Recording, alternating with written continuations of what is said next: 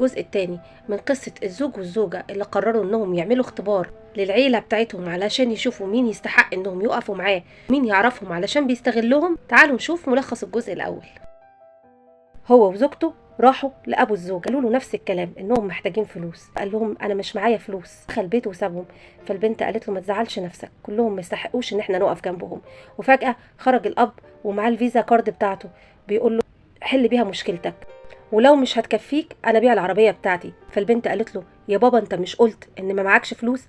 قال لها انا كنت شايل الفلوس دي لاخوكي هيتجوز بيهم، لكن انتوا اولى دلوقتي لما يبقى يتجوز يبقى يحلها الحلال.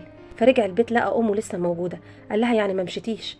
قالت له اخوك رفض ان انا اعيش معاه، انا هقعد معاك يا ابني. هنا قال لوالدته انا وزوجتي كمان مش مرتاحين لوجودك معانا، احنا كمان عايزين ناخد حريتنا، ارجعي بيتك افضل. ايه رايكم في اللي عمله الابن؟ تصرف صح ولا اللي عمله مع امه غلط؟ منتظره رايكم في التعليقات.